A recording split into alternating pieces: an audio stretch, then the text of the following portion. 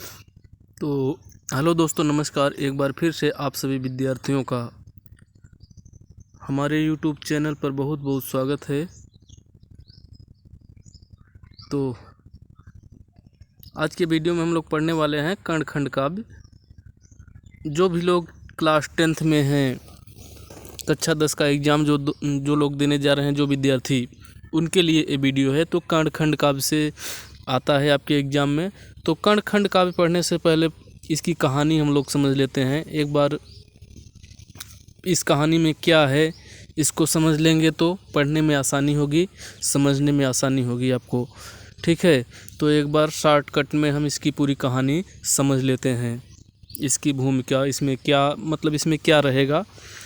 क्योंकि अगर कभी आप कर्णखंड काव्य नहीं पढ़े हैं तो आपको दिक्कत होगा। डायरेक्ट अगर उसको शुरू कर देंगे तो थोड़ा सा दिक्कत होगा समझने में।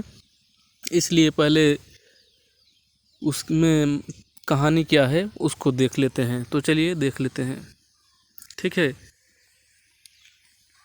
सबसे पहले देखते हैं विवाह पूर्व कुंती। विवाह पूर्व कुंती यानी विवाह से पहले कुंती। ठीक है, विवाह पूर्व कुंती। विवाह से पहले कुंती क्या है? कुंती एक मतलब स्त्री है। कहने का मतलब जिसका विवाह नहीं हुआ है, एक कुंवारी लड़की है। स्त्री नहीं कह सकते, कुंवारी लड़की है जिसकी शादी अभी नहीं हुई है। ठीक है, विवाह नहीं हुआ है कुंती का। देवताओं को प्रसन्न करके 4 पुत्रों का वरदान मांगा।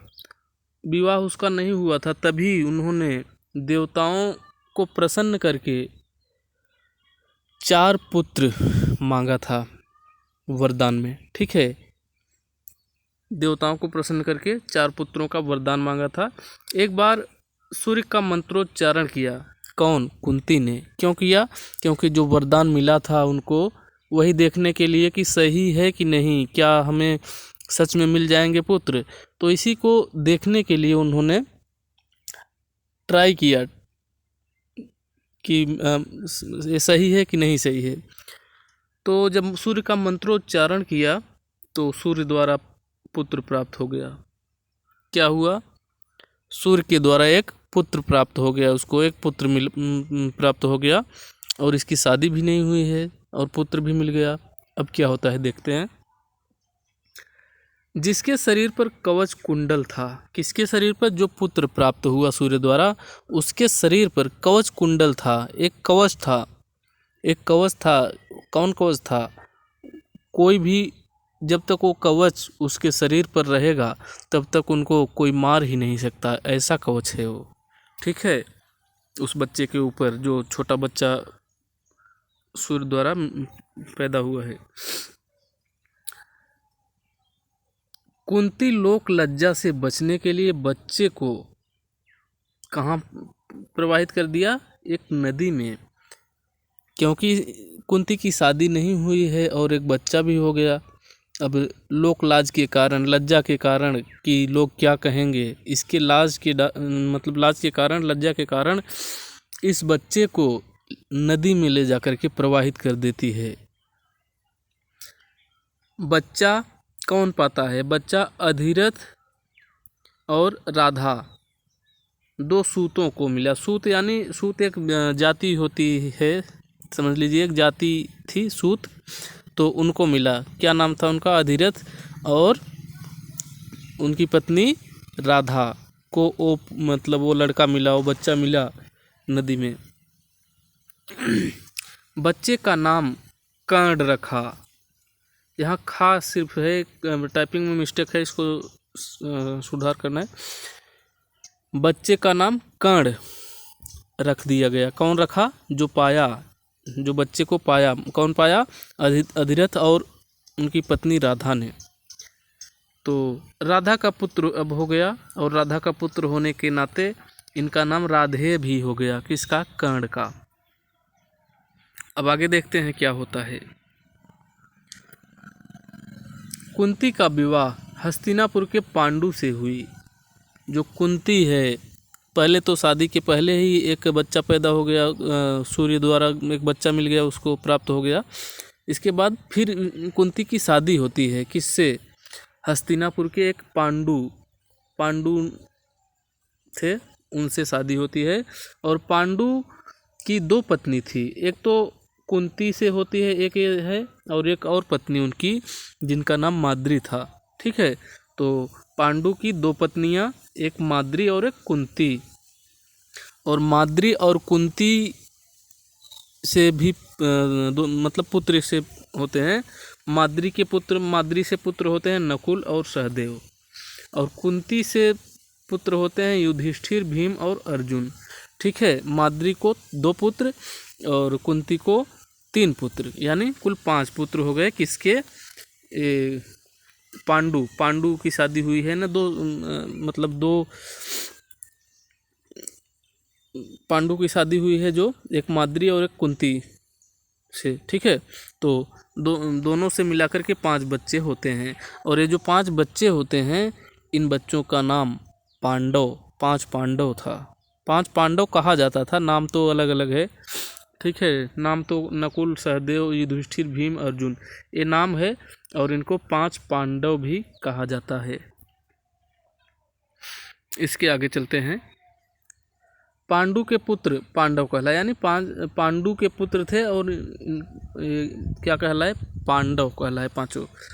और द्रौपदी 5 पांडवों की भार्या, यानी 5 ये जो 5 पांडव हैं, इनकी पत्नी कौन होती है? द्रौपदी एक स्त्री है, और ये 5 की पत्नी बनती है। ठीक है, एक तरफ 5 पांडव परिवार हैं, लड़ाई जब होती है तो एक तरफ 5 पांडव परिवार रहते हैं एक साइड, दूसरी तरफ कौरव, धृतराष्ट्र, दुर्योधन, दुशासन, ये सभी रहते हैं। ठीक है, एक तरफ 5 पांडव, दूसरी तरफ कौरव, धृतराष्ट्र, दुर्योधन, दुशासन आदि और भी जो थे इनकी सेना में ये थे। तो ये शॉर्टकट ये कहानी हुई। अब शुरुआत होता है आपका कर्णखंड काव्य का, यहीं से। कर्णखंड काव्य जो कि केदारनाथ मिश्र प्रभात द्वारा लिखा गया है। और ये किस किस ज़िले में चलता है? देखिए, अलीगढ़ में चलता है, जौनपुर ज़िला, बलिया, हमीरपुर, एटा जनपद के लिए, मतलब इन जनपदों के लिए, इन ज़िलों में इसको पढ़ाया जाता है। और आपके एग्ज़ाम में जब आएगा तो अगर आप इन ज़िलों से हैं, किसी ज़िले से, तो आपको कर्णखंड काव्य ही करना होगा आपके एग्ज़ाम में। ठीक है, तो अब सारांश देखते हैं। सारांश में पहले प्रथम सर्ग, रंगशाला में कर्ण।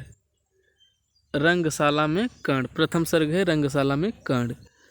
तो रंगशाला में कर्ण, इसको देखते हैं। यहाँ से शुरू होता है। तो कुंती को सूर्य वरदान से, देखिए ये जो शुरुआत हो रही कहानी, ये हम आपको पहले ही बता दिए। ठीक है, तो अब समझ में आएगी कहानी आपको। देखिए, यहाँ से रंगशाला में कर्ण पहला जो है प्रथम सर्ग है। और क्या है इसमें? देखिए, कुंती को सूर्य के वरदान से कौमार्यावस्था में ही एक पुत्र रत्न की प्राप्ति हुई। किसको? कुंती को, सूर्य द्वारा। ठीक है, लोक लाज के भय तथा कुल की मर्यादा के कारण कुंती ने उस पुत्र को नदी में बहा दिया। अधिरथ नाम के एक सूत ने उस पुत्र को नदी से निकाला और घर ले आया। अधिरथ की पत्नी राधा ने बड़े प्रेमपूर्वक उसका पालन पोषण किया। राधा द्वारा पालन पोषण किए जाने के कारण उसका नाम राधेय पड़ा। कुछ बड़ा होने पर एक दिन वह बालक राजभवन की रंगशाला में आ गया। ठीक है, राजभवन होता था, और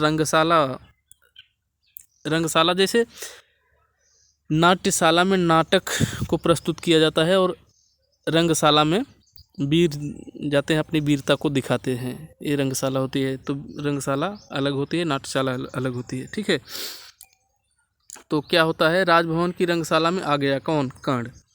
परंतु पांडवों ने उसकी वीरता पर व्यंग किया, मतलब उसकी वीरता पर मजाक उड़ाया। कौन?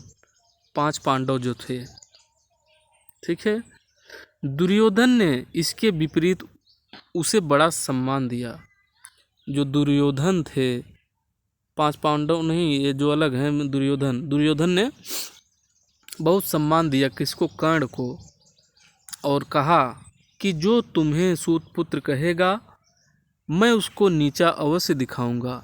दुर्योधन द्वारा इस प्रकार उसे बड़ी सांत्वना मिली और दुर्योधन का परम मित्र बन गया। कौन बन गया? कर्ण दुर्योधन का मित्र बन गया। पांडवों के सामने कर्ण और भी कई स्थानों पर नीचा देखना पड़ा। मतलब कर्ण को कई बार, जो 5 पांडव थे, कई बार कर्ण को नीचा दिखाए, बेइज्जती किए। ठीक है। द्रौपदी के स्वयंवर में जब वह लक्ष्य भेद करने को उठा तो द्रौपदी ने भी उसे अपमानित करते हुए इस प्रकार कहा। द्रौपदी ने क्या कहा देखते हैं। सूत पुत्र के साथ न मेरा गठबंधन हो सकता, छत्राणी का प्रेम न अपने गौरव को खो सकता। ये कौन कहा? द्रौपदी ने ये बातें कही। और ये प्रथम सर्ग होता है समाप्त। अब यहाँ से द्वितीय सर्ग होता है चालू। द्वितीय सर्ग में क्या है कहानी? द्यूत सभा में द्रौपदी। द्यूत माने जुआ, जुए की सभा में द्रौपदी। यानी जुए में क्या होता है, अगर आप जो हार जाते हैं उसको देना पड़ता है। ठीक है। और जो जीत जाता है वो ले लेता है, और लेने के बाद चाहे जो भी करे आप तब नहीं बोल सकते, कुछ नहीं कर सकते। तो द्यूत सभा में द्रौपदी और द्वितीय सर्ग में है। देखते हैं। महाराज द्रुपद ने अपनी पुत्री द्रौपदी का स्वयंवर करने के लिए देश भर के राजाओं को आमंत्रित किया। कौन? द्रुपद अपनी पुत्री द्रौपदी के स्वयंवर में, विवाह में देश भर के राजाओं को आमंत्रित किया। ठीक है। स्वयंवर के लिए देश भर के राजाओं को आमंत्रित किया। उस स्वयंवर में ब्राह्मण वेशधारी अर्जुन ने लक्ष्य को वेद किया और द्रौपदी का वरण किया। कौन? अर्जुन। ठीक है। अर्जुन जो कि 5 पांडवों के में से एक हैं, ये भी अर्जुन पांडवों के भाई हैं। वेद किया और द्रौपदी का वरण कर लिया। द्रौपदी 5 पांडवों की वधू बन गई। मतलब 5 पांडवों की पत्नी हो गई है। कौन? द्रौपदी ने। द्रौपदी 5 पांडवों की पत्नी हो गई। विदुर के समझाने पर युधिष्ठिर का हस्तिनापुर में आधा राज्य भी प्राप्त हो गया। विदुर के समझाने पर युधिष्ठिर को हस्तिनापुर में आधा राज्य भी प्राप्त हो गया। किसको? युधिष्ठिर को। ठीक है। कुछ समय बाद पांडवों ने राजसूय यज्ञ किया। पांडवों का वैभव देखने के लिए दुर्योधन भी वहां आया। 5 पांडवों का वैभव देखने के लिए दुर्योधन ने भी आया। राजभवन में ब्रह्मवश जहाँ जल भरा हुआ था, दुर्योधन ने उसे स्थल भाग समझा, क्योंकि ऐसा बनाया ही गया था कि जहाँ जल था वहाँ स्थल दिखे, इस तरह से बनाया गया था। और जहाँ स्थल था वहाँ जल दिखता था। जहाँ स्थल था वहाँ जल, और जहाँ जल था वहाँ स्थल, इस तरह से बनाया गया था।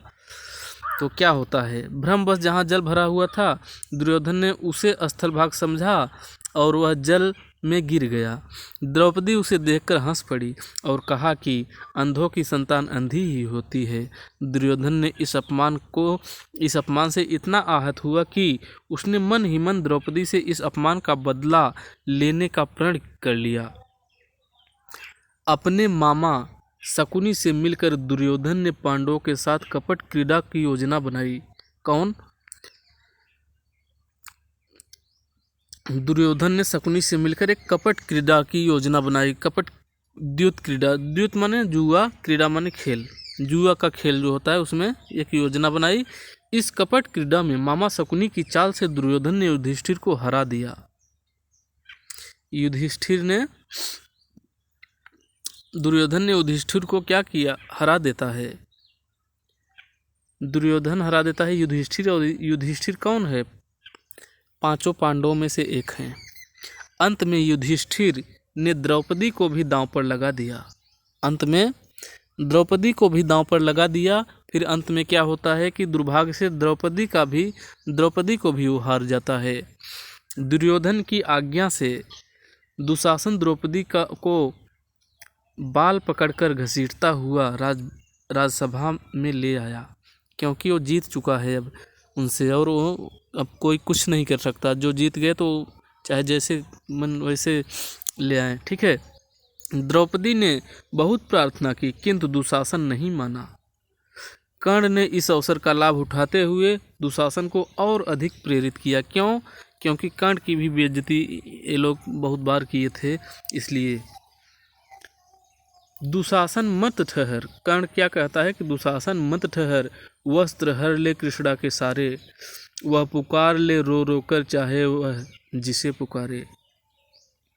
कर्ण ने दुशासन को इस कार्य के लिए उत्साहित तो किया, किंतु वह जीवन पर्यंत अपने इस कृत्य पर पश्चाताप करता रहा। कौन? कर्ण। क्योंकि एक गलत काम था, इसलिए कर्ण जिंदगी भर पछताना पड़ा कर्ण को। जब उसे मालूम हुआ कि कुंती उसकी माँ है, पहले तो कर्ण को पता नहीं था, लेकिन बाद में पता चला कि कुंती ही माँ है कर्ण की। कर्ण को ये पता चला। ठीक है। और पांडव उसके भाई हैं, जो 5 पांडव हैं, कुंती के बच्चे वो 5 पांडव भी हैं, मतलब 2 माद्री के, 3 कुंती के, तो पांचों है हुए कुंती के बेटे। और एक सूर्य द्वारा प्राप्त हुआ था कुंती का बेटा जो कर्ण। कहने का मतलब है भाई ही हुए सभी। ठीक है। उसके भाई हैं, तो उसे और अधिक पछतावा हुआ, किसको? कर्ण को, जब जान गए कि ये हमारे भाई हैं पांचों।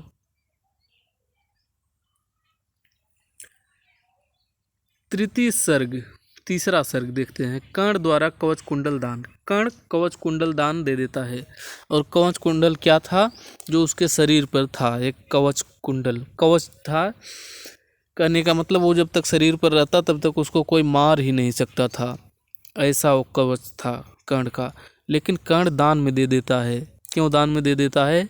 क्योंकि वो वचन मतलब प्रण कर चुका था, ऐसा। तो कहानी में देखते हैं, पता चलेगा। द्यूत क्रीड़ा में युधिष्ठिर अपने भाइयों के साथ वन वन भटकने लगे। उधर दुर्योधन ने यज्ञ किया और वह चक्रवर्ती सम्राट बन गया। कौन? दुर्योधन ने। कर्ण ने प्रतिज्ञा की कि जब तक मैं अर्जुन को मार नहीं दूंगा तब तक किसी से पैर नहीं धुलवाऊंगा, और जो मुझसे कुछ मांगेगा उसे वही दे दूंगा। ये इनका प्रण था कर्ण का, इसीलिए ये जो कवच कुंडल था इसको दान में दे दिए, क्योंकि ये प्रण किए थे जब तक मार नहीं दूंगा उनको, अर्जुन को, तब तक जो भी मुझसे कुछ मांगेगा उसको मैं दान दे दूंगा। कर्ण के इस प्रण से युधिष्ठिर अति चिंतित रहने लगे, क्योंकि कर्ण के कुंडल और कवच लिए बिना उसे परास्त नहीं किया जा सकता था। इंद्र अर्जुन की सहायता करना चाहते थे, क्योंकि अर्जुन इंद्र का ही पुत्र था। अर्जुन इंद्र का ही पुत्र था, इसलिए इंद्र अर्जुन की सहायता करना चाहता था। इंद्र ब्राह्मण का वेश धारण करके कर्ण के पास कुंडल और कवच मांगने गए। ब्राह्मण का वेश धारण करके कर्ण के पास जाते हैं कवच कुंडल मांगने के लिए। और कर्ण प्रण भी किया है कि जो कुछ मुझसे जो कोई मांगेगा उसको दे दूंगा। और देखिए यहीं पर चाल होती है। कर्ण ने सूर्य के बताने पर इंद्र को पहचान तो लिया। कर्ण देखिए सूर्य ने बता दिया कर्ण को कि ये जो ब्राह्मण का वेश धारण करके गए हैं ये कोई पंडित नहीं है, कोई ब्राह्मण नहीं है, बल्कि ये कौन है?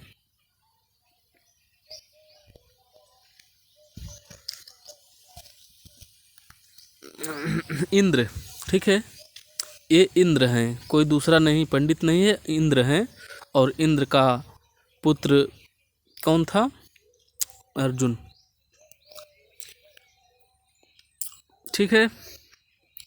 तो सूर्य को बताने पर पहचान लिया इसको कि पंडित ये नहीं है, ये ब्राह्मण का वेश जो धारण किया है ये इंद्र हैं। पहचान लिया, फिर भी प्रतिज्ञा के अनुसार कुंडल और कवच दान दे दिया, क्योंकि वो प्रतिज्ञा कर चुका था। कर्ण ऐसा था जो प्रतिज्ञा कर लेता था उसको करता था। चतुर्थ सर्ग देखते हैं, यानी चौथा सर्ग। इसमें कृष्ण और कर्ण की वार्ता होती है, बातचीत होती है। कहने का मतलब श्री कृष्ण और कर्ण इसमें रहेंगे। तो देखिए, पांडवों को दुर्योधन ने राज्य में हिस्सा देने से मना कर दिया। पांडवों को, जो 5 पांडव थे, दुर्योधन ने राज्य में हिस्सा देने से मना कर दिया। पांडवों के प्रति न्याय को दृष्टि में रखते हुए श्री कृष्ण दुर्योधन की सभा में आए। दुर्योधन जब मना कर दिया पांडवों को कि हम नहीं देंगे, तो कृष्ण ने इनके पास आते हैं। किंतु सभा में निराश होकर श्री कृष्ण सभा से बाहर आए, क्योंकि कृष्ण की भी बात उन्होंने नहीं मानी और कृष्ण को भी वापस लौटना पड़ा। तथा कर्ण को अपने पास बुलाकर समझाया कि वह तो पांडवों का बड़ा भाई है। कृष्ण ने समझाया कि तुम तो पांडवों के ही भाई हो, पांडव तुम्हारे भाई हैं। कृष्ण ने समझाया। यह बात सुनकर कर्ण आश्चर्यचकित रह गया। क्यों आश्चर्यचकित रह गया? श्री कृष्ण के सामने कर्ण ने अपना दुख प्रकट करते हुए कहा कि न जाने कितने अवसरों पर लोगों ने मुझे सूतपुत्र कहकर अपमानित किया, किंतु इसके बाद भी मेरी माता ने कभी भी मुझे अपना पुत्र स्वीकार नहीं किया। कर्ण कहते हैं कि अगर मैं उनका पांडवों का भाई हूँ, कुंती मेरी माँ है, तो मेरी जब बेइज्जती हो रही थी, बार बार अपमानित किया जा रहा था, तब मेरी माँ कहाँ चली गई थी? तब क्यों नहीं बोला कि मैं मतलब माँ हूँ? कवि ने कर्ण की मनोवेदना का वर्णन करते हुए कहा है, क्या कहा है देखते हैं।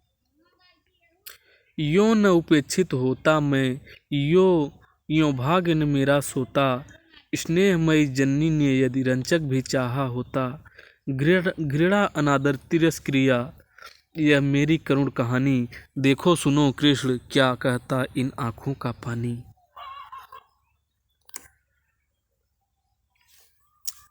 कर्ण ने श्री कृष्ण से कहा कि मैं जानता हूँ जीत उसी तरफ होगी जिस तरफ तुम हो। कर्ण ने ये कह दिया कि कृष्ण जिस तरफ तुम रहोगे जीत उसी की होगी। फिर भी मैं दुर्योधन के द्वारा किए गए उपकार को नहीं भूल सकता, मैं उसी के पक्ष में लड़ूंगा। मैंने कुंडल कवच भी दान में दे दिया।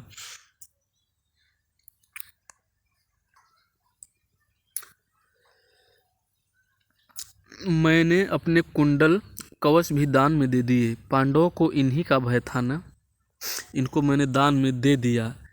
इसके साथ ही द्रौपदी के प्रति कराए गए अत्याचार का स्मरण करके कर्ण बहुत दुखी हुआ।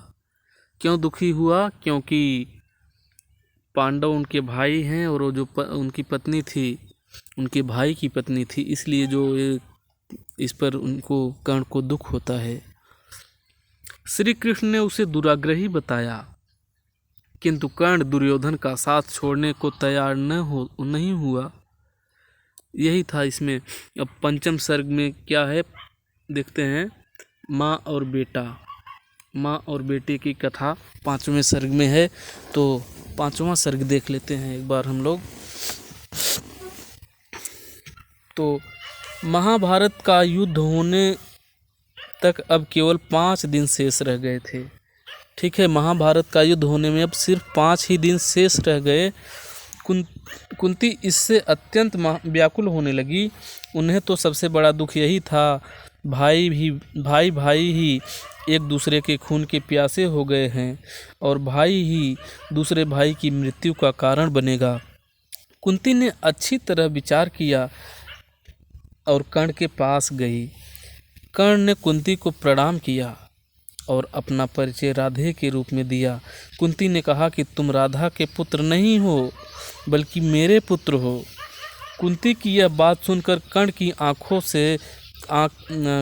आंखें क्रोध से लाल हो गई। क्यों क्रोध से लाल हो गई? कर्ण ने कहा कि जब मैं अपमानित किया जा रहा था और पांडव मुझे सूत पुत्र कहकर व्यंग बाण छोड़ते थे, तब तुम्हारा पुत्र प्रेम कहाँ चला गया था? आज तुम पांडवों के सिर पर मौत का साया देखकर मेरे सामने इस रहस्य को प्रकट करने आई हो।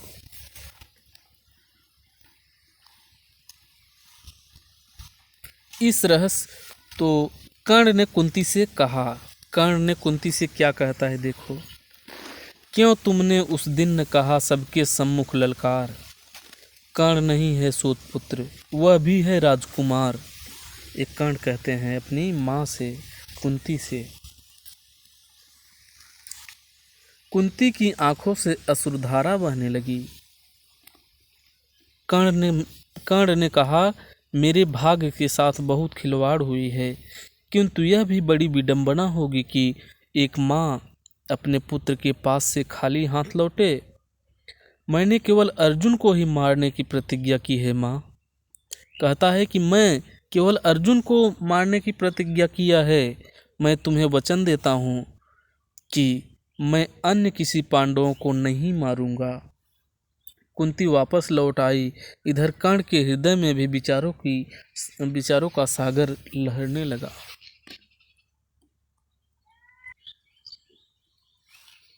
अब देखते हैं खष्ट सर्ग यानी 6वां सर्ग, जिसमें कर्ण का वध होता है। महाभारत का युद्ध अब प्रारंभ हो गया। कौरवों की ओर से पितामह भीष्म सेनापति हुए। कौरवों की तरफ से भीष्म पितामह जो हैं सेनापति होते हैं। कर्ण को नीच और अभिमानी कहकर भीष्म ने उसका सहयोग लेने से इनकार कर देते हैं। 10वें दिन भीष्म युद्ध में घायल होकर सरसैया पर लेट गए तो कर्ण ने उनके पास गए। पितामह ने कर्ण से पांडवों की रक्षा करने के लिए कहा। पांडवों ने कहा कि क्या कहा? पितामह ने कर्ण से पांडवों की रक्षा करने के लिए कहा। कर्ण ने कहा, मैं अर्जुन को मारने की प्रतिज्ञा की है। क्या कहा? कि मैंने अर्जुन को मारने की प्रतिज्ञा कर चुका हूँ और मैं अपनी प्रतिज्ञा त्याग नहीं सकता। युद्ध के 16वें दिन कर्ण कौरवों का सेनापति बन गया। उसकी भयंकर बाण वर्षा से पांडव व्याकुल होने लगे। तभी भीम का पुत्र घटोत्कच भयानक मायावी आकाश युद्ध करता हुआ कौरवों की सेना पर टूट पड़ता है। कौरव सेना रक्षा के लिए कर्ण के पास गई तो कर्ण ने अमोघ अस्त्र से घटोत्कच का वध कर दिया, जिसे वह अर्जुन पर चलाना चाहते थे। जो वह अस्त्र इस पर चला दिए, घटोत्कच पर जो अस्त्र चला दिए, ये अर्जुन के लिए बचा कर रखे थे कर्ण, लेकिन इस पर चला दिए। क्यों चला दिए? इनके साथ चाल हुई है। देखिए क्या होता है आगे।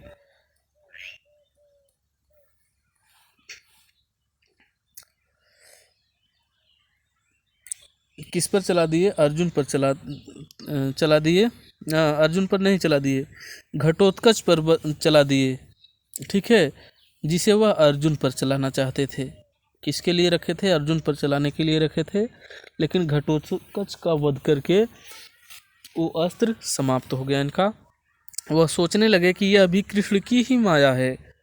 अब अर्जुन की विजय निश्चित थी। क्यों निश्चित थी? क्योंकि जो अस्त्र अर्जुन को मारने के लिए रखे थे कर्ण, वो चला दिए इस घटोत्कच पर चला दिए। दिन थोड़ा ही शेष था। कर्ण के रथ का पहिया जमीन में धंस गया। वह पहिए को निकालने लगा, तभी कृष्ण का संकेत पाकर अर्जुन ने कर्ण का वध कर देता है। तो ये खष्ट सर्ग समाप्त होता है। अब 7वां सर्ग, सप्तम सर्ग शुरू होता है, जो कि है जलांजलि। अब इसमें क्या है देखिए। कर्ण का वध होने के बाद कौरवों की सेना कमजोर हो जाती है। वे युद्ध में मारे गए।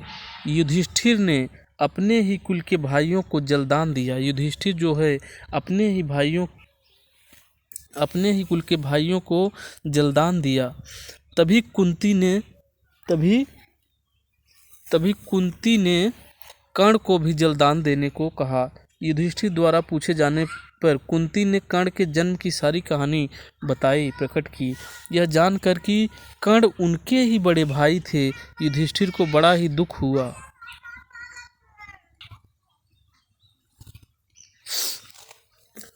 कुंती ने कर्ण के जन्म की सारी कहानी जब प्रकट कर दी, यह जानकर कि कर्ण उनके ही बड़े भाई थे, युधिष्ठिर को बड़ा ही दुख हुआ जब इनको पता चला कि कर्ण भी इनका बड़ा भाई था, जो सूर्य से प्राप्त हुआ था, सूर्य द्वारा प्राप्त हुआ था कुंती को। सबसे पहला मतलब बड़ा भाई यही था। तब इसको लेकर बहुत दुख हुआ युधिष्ठिर को। उन्होंने बड़ी श्रद्धापूर्वक कर्ण को जलदान दिया। उनके मन की वेदना कवि ने इस प्रकार व्यक्त की है, देखते हैं कैसे। मानव को मानव न मिल सका, धरती को धृतधीर, भूलेगा इतिहास भला कैसे, यह गहरी पीर। तो यहीं पर ये कर्णखंड काव्य समाप्त होता है।